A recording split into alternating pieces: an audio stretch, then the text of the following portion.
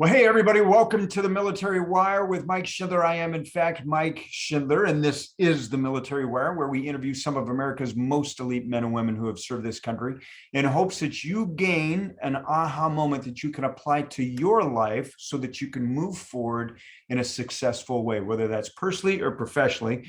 Today's episode, before we get rocking and rolling, is sponsored by Bone Frog Cellars and Bone Frog Coffee, founded by my good friend, Commander Tim Cruikshank. It's about ready to say Mark Devine, but it's actually Tim Cruikshank and his business partner, David Johnston. And portions of those proceeds from the purchase of either the wine or the coffee go to the Navy SEAL Foundation to help the families of fallen SEALs. So be sure you check those guys out.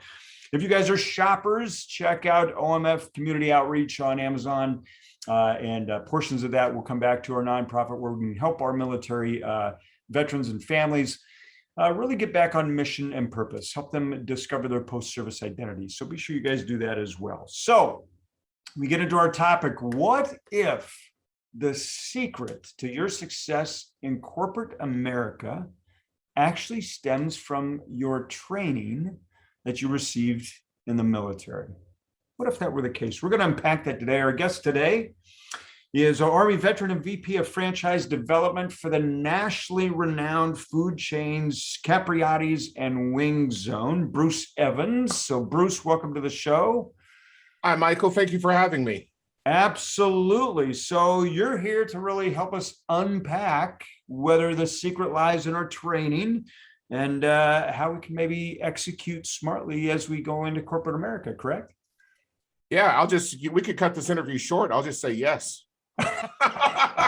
Yeah, right. Exactly. Absolutely. The secret lies in all the training that you've received. Thank you, taxpayer. And they go out there and make a mess. Right. Yeah, right. Totally. Well, so Bruce, you've got an absolutely fascinating story, and I want to unpack that a little bit before we get into kind of what the data says. Sure. But share with us really what was your motivation for joining the Army, and what did you gain from that experience? Right. Well, Michael, the world was a different place in the late 80s. Communism fell and Berlin Wall came down, and I was sitting there the summer before my senior year and trying to figure out what I was going to do, and a recruiter called me, like happens so often to so many people. And I went down and met with a recruiter and thought, this sounds like a pretty good deal. I didn't know what I wanted to do anyway, as far as college was concerned. So I ended up, committing and joining the summer before my senior year, and ended up, jumping on a bus and a plane, June 13th, 1989. So 10 days after I graduated from high school. And it was definitely a shock to my system, going from high school to, right into basic training. But,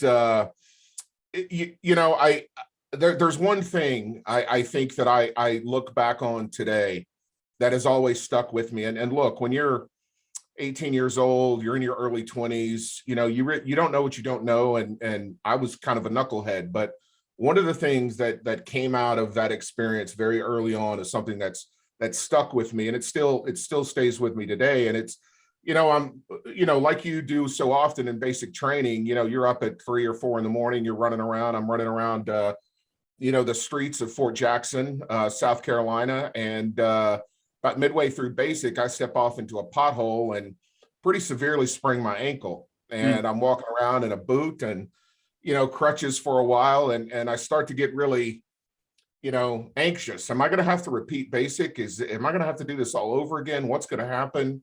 Because you really don't know, right? You have no clue what's going on. And one day I decided, you know what, this is it. This is going to be my excuse to get out of this, and I'm going to move on and go home. And so I went and met with a head drill sergeant, Staff Sergeant Johnson, and I'll never forget this moment.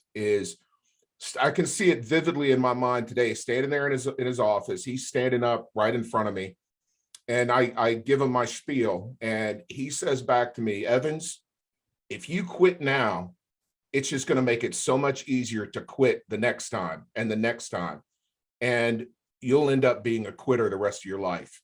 Wow. And look, as harsh as that sounds, it resonated with me, and it still resonates to me today. And my experience in the military, those 4 years I spent in the Army, really drive home in me this idea of perseverance, this idea that, as military folks, not only do we come into, the sort of, or we have a background of structure and organization, but more so, and I think above what a lot of people have in the civilian sector that go from college to jobs, and that world is this perseverance, this ability to adapt and overcome problems that come our way without, just losing it, or, not being able to find a way out. It's really that idea has really stuck with me my entire life.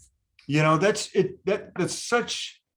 I love that story because there's, those are the epiphanies that we have, right? Those little forks in the road where we're like, okay, I'm determined. My plan is to get out. I'm determined. I'm going to take this step and I'm going to make this thing happen. And then something influences that, right? As we're writing our own story, thinking, right, okay, my story is going to go this way. And somebody else writes in your story, well, Evans, go ahead. And you'll just be a quitter the rest of your life. And the profound effect that had on your life. I remember those things, honor, courage, commitment. That's the Navy's way, right? And I remember Divine telling me, I think, we've truly got to kind of flip that. You start with commitment, right? Because once you're committed, right, courage just happens, right? Because you're committed. Exactly right. Right. Exactly. And honor, you'll do honorable things because you're committed, right? And those courageous acts will look honorable when in fact, really it started with commitment. And I think that's what your DI was saying to you is, just for sure. For sure. There's no doubt about it. No doubt about it. Yeah, that guy, I love that. See, and if we can remember that as folks that, raised our right hand, gave up our constitutional rights for a few years, 20 years for some, and said, no, we're going to execute on this path so that other people can live free. I think we need to remember that. Yeah. We do. And look, I think that as we, as soldiers are looking, and again, look, I was at a different place than some folks are, and certainly, but I think this is applicable to everyone. As I'm transitioning out of the military, I was 22 years old, but certainly there's people that are in their 40s or 50s that are transitioning out of the military. I think what we really have to sit down and look at is what have we learned in the military that are going to, through our experiences in the military, that are going to help us in, this new role in the civilian sector. And, I think one of the things that I hear people say, but it often troubles me. And here's why. It's when people say, well, find a mentor or find somebody to mentor you or help you. But the problem with that is that you don't always know who good mentors are going to be. Yeah. So my advice to veterans are whatever you go into, ask questions. Don't ever think that, you're the smartest guy in the room, or I'm going to embarrass myself because I asked a question. But the more questions that you ask, you're going to glean information from people that know more than you do, and people that are willing to spend time with you as a mentor. And that person that's then mentoring you may not have even thought they would be a good mentor. I think that's the biggest problem with mentorship is, the mentor or the people that are potential mentors have no idea whether or not they'd be a good mentor, when reality, they could be a fount of knowledge that are going to help you, grow as, in your civilian role, whatever it may be. So I think that key of asking questions, finding out more information, learning as much as you can about, whatever role you find yourself in, post-military career. Yeah, I think you mentioned that, and that's a pretty important point, I think, Bruce, is, you got to inspect the fruit on the tree, right? It's, you got to say, if this person has the business success I want, maybe I should be asking questions. If this person has a relationship I want, maybe I should be asking questions. If the financial means that I want, I mean, it really is about inspecting, the fruit on the tree. And to your point, I think it's leaning into that curiosity. Be curious, be committed to growth. That's right. That's right. You have to be. You have to be.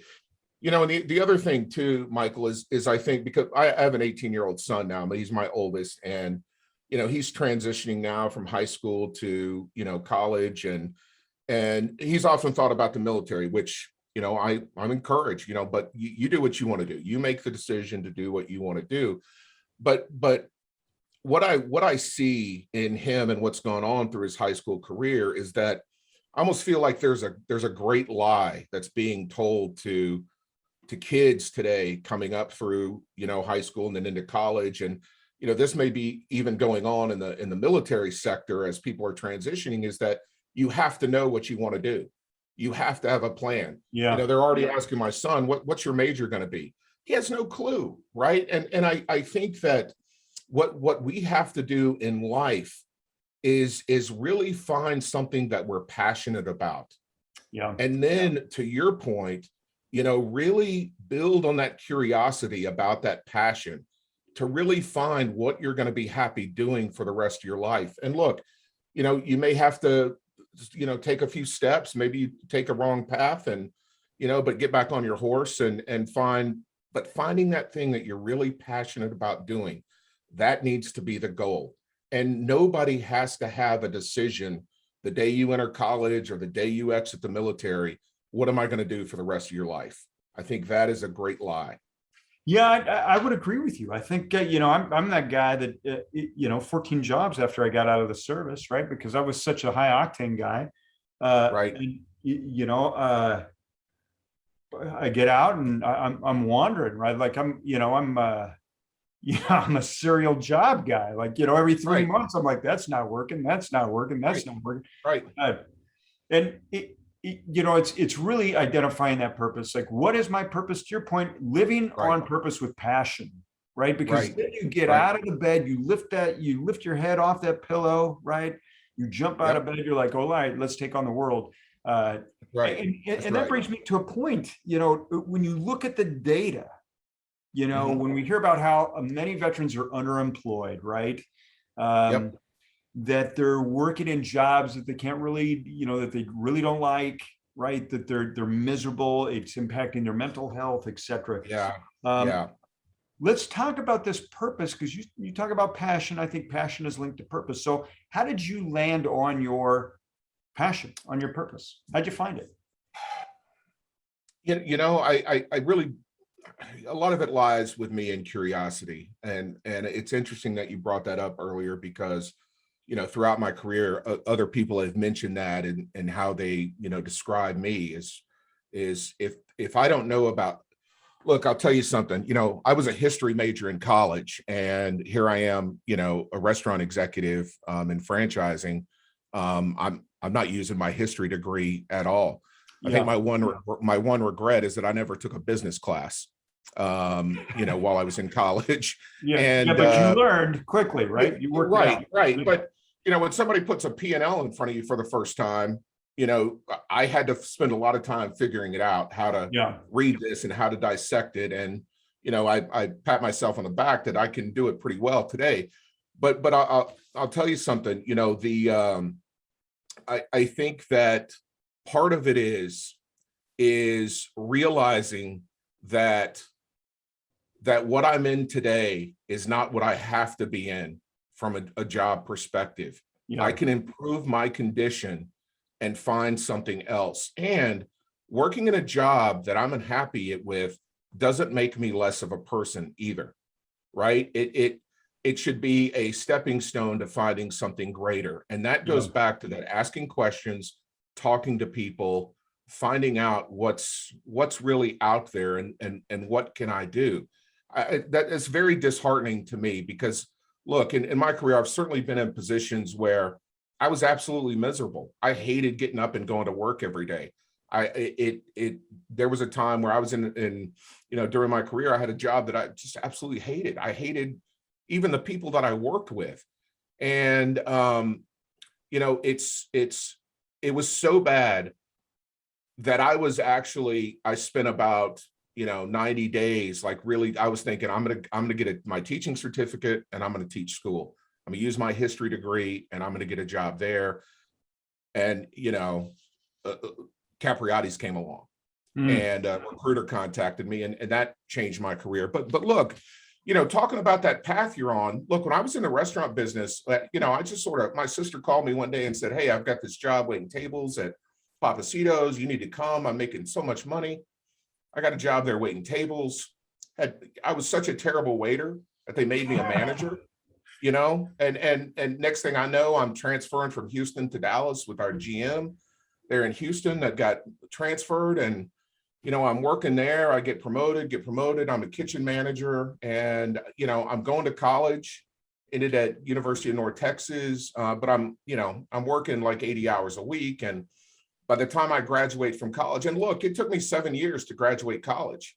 Yeah. Right? There's no shame in that either, right? Yeah. So, but my path, my direction was at that time, I'm going to become a GM. That's what I want to do. And then as I moved up in the ranks, I realized that, somebody had to die or get fired for me to become a GM. And I started thinking, I had this professor. I took an anthropology class my senior year as an elective. And I had a professor that said to me, and this is, these people that change your life. This professor said to me, she pulled me aside and said, "Bruce, what are you doing? You come to school Tuesdays and Thursdays, you work 5 days a week at a job, and I'm looking at what the product that you're putting out here in my class. You need to be thinking about going to graduate school." Nobody had ever said that to me. Nobody had ever said anything like that to me in my college career. So I started thinking to myself, you know what, she's right.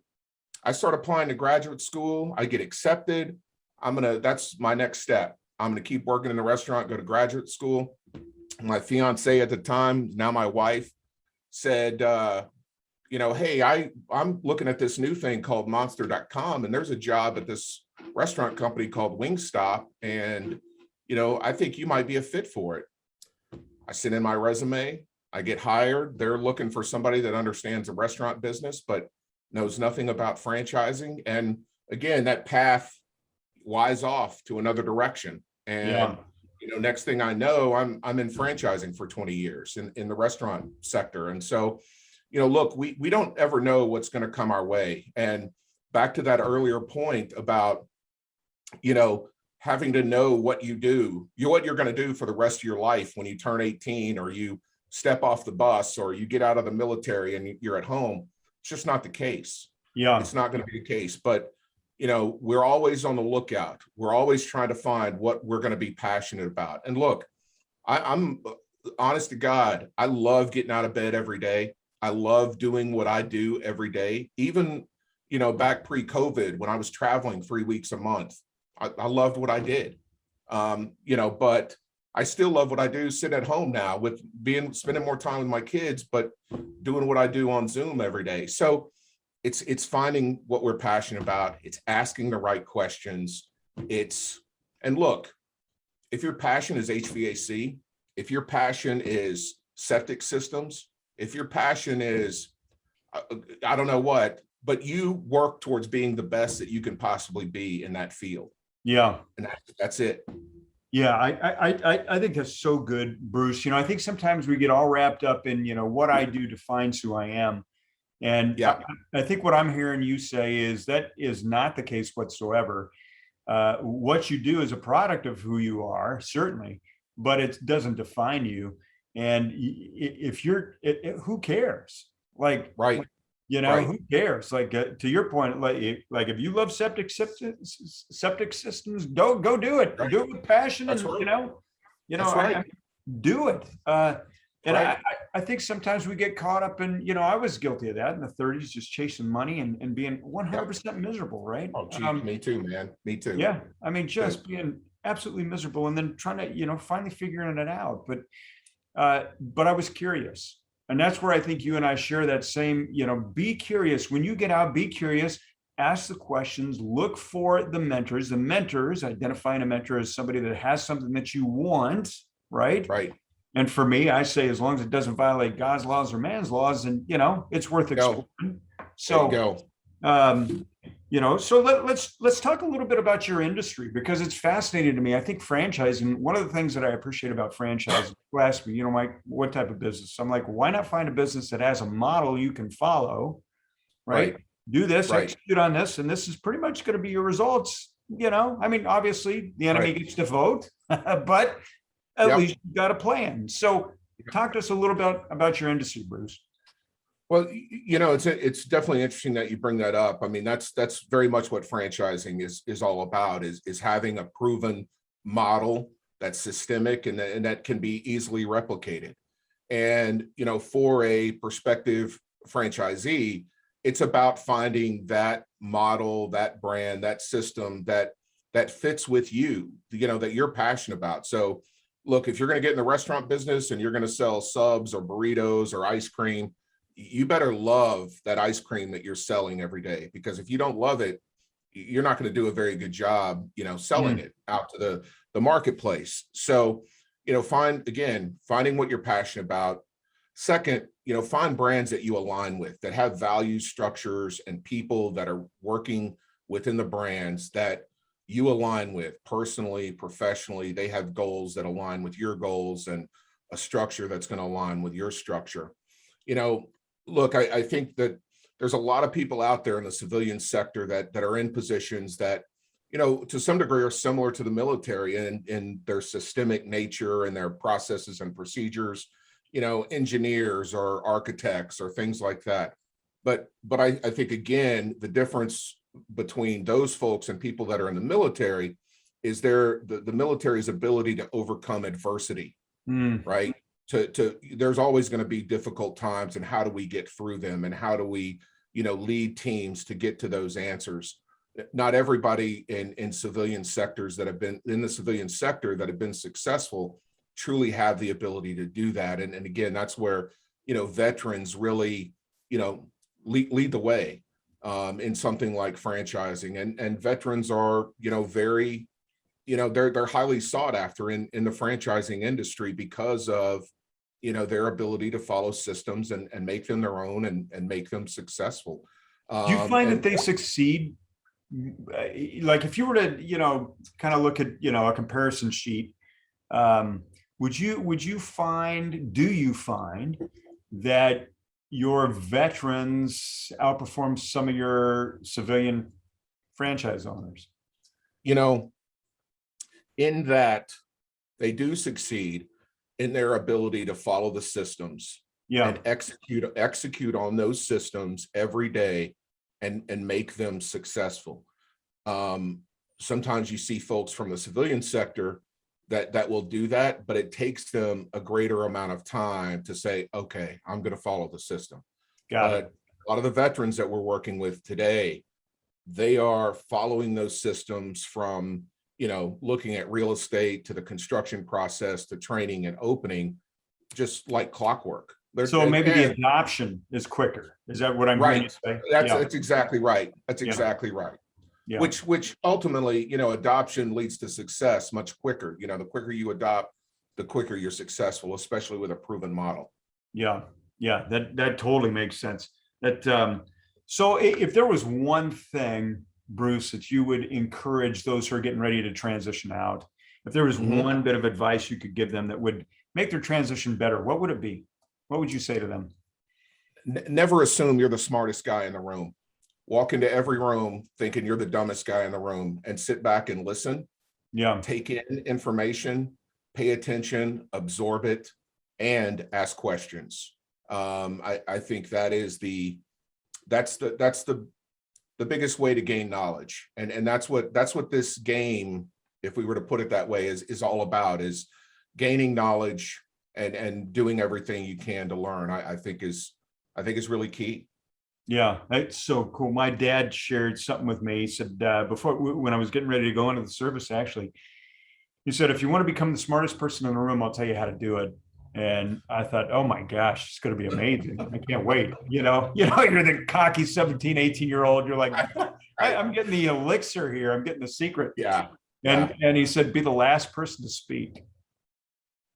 Hey, that's phenomenal, man. And I'm like, I love what it. do you mean by that? He goes, Yeah. listen to everybody else and then summarize what everybody else says. And they'll all think you're brilliant. And it goes to your point, Bruce, which is listen. Don't assume you're the smartest guy walking in that room with all the answers. Why don't you let everybody else speak? Hear what everybody else is thinking, be the last guy to speak. So yeah, it's so I love that. So talk to me a little bit about Capriotti's. We got a little bit of time left, but Capriotti's. Sure. And what you guys are looking for, because I got to believe you probably are looking for more people to own franchises. Yes. Well, yeah, but the beauty of what we've done at Capriotti's and Wing Zone is we've created systems and processes for people that have never done anything like this before. Not just not been in the restaurant business, but not been in business before. And so our proven system really takes people all the way through, and then even after they open, working with them to help them understand, how to be, financially successful in the business, make the right money, all of those things. But what's brought us to where we're at today is this unbelievable food. Capriotti's has created these amazing sandwiches. We roast whole butterball turkeys every day in-house. We're actually the 6th largest restaurant buyer of butterball turkeys in the nation. Butterball raises a line of turkeys specifically for us. We make these amazing cheesesteak subs. We've got this capastrami sub that's pastrami, coleslaw, Russian dressing, knock your socks off. And then, we also have a Wagyu cheesesteak. So we're the only fast casual brand that has Wagyu beef on the menu. And it's just this amazing food and love of the, making high quality, delicious food is what we do every day. And today all we're doing is opening up in new markets around the country, and we're being met with an incredible amount of success. So, today we've got 150 restaurants. We're in 27 states, and we've got another, almost 300 restaurants in our development pipeline. Wow. So, there's a lot of growth going on at Capriotti's. And then earlier this year, we bought this amazing brand called Wing Zone. Wing Zone has 30 restaurants, mainly in the East and Southeast. We are completely reimagining the Wing Zone brand, and we are beginning to roll that out across the country. And there's really some, people are going to see some great things with that brand. And, I think on the wing segment, what we've really mastered, besides a super cool branding and look, is we've re-engineered the cooking process for wings. And so we actually have a final cooking process that's going to cook the product in 90 seconds. So that means we can get food out really, really fast. We've got 17 amazing flavors. It's just, 2 great brands, shared services across both brands. So the same team that you work with at Capriotti's, you're going to be working with on the Wing Zone side. So there's opportunity. There's tons of green space and tons of opportunity within the Capriotti's brand as well. And I will tell you that we participate in the International Franchise Association's Vet Friend program. So we offer a 15% discount to franchise fees for veterans. So we have quite a few veterans in our system, and we're looking to add more. So wow. So how do they find you guys? If somebody really wants to check you guys out, how do they find you guys? So look, own at capriottis.com, wingzonefranchise.com. People can call me. My cell number is 702-374-4746. Pick up the phone, call me, whatever you need. Yeah, I love that. Bruce, I got to tell you, this is so great. So people, there is so much power in picking up the phone and making the phone call. Right. Absolutely. Now, that could be that you and I are probably very close in age, but sending the email or the text message or whatever, okay, but you risk getting lost or being ignored. But you pick up that phone, I got to tell you, there's something powerful about a phone call. The fact that you dropped your phone number. Yep. And people go, well, I don't know, should I really call Bruce? The answer is yes, you should really call Bruce. He just gave you the number. Yeah. Absolutely. Call me. Me. And if you want to talk about transitioning, you want to talk about Capriotti's, whatever it is. Yeah, I love that. Bruce, I got to thank you for being on the show. I feel like you and I could probably talk for hours. Next time I get down to Good, the, Michael. yeah, you know, I was going to say the Dallas area, but everything's so far apart out of Dallas. But, Right. you know, I just think it's great what you're doing. Number one, thank you for sharing your story. Number two, I love the curiosity approach. I'm going to encourage all of our listeners, whether it's on a podcast or if you're watching this video, be curious. Do what Bruce says. If you've got questions for Bruce, call him. Don't be shy about this. Pick up the phone, call him. I think there's an opportunity there. Bruce, I just want to say thank you, for being on the show. Guys, check out his website, check out the opportunities. If you guys are really looking to understand what your post-service identity is, give our team a call. We'll work with you. To Bruce's point, we're not going to give you the answers, but we're going to help you really figure out how to land on your purpose and figure out how to live life with passion, as Bruce talked about. So, Bruce, thank you again for being on the Military Wire. Thank you for having me, Michael. It was my pleasure.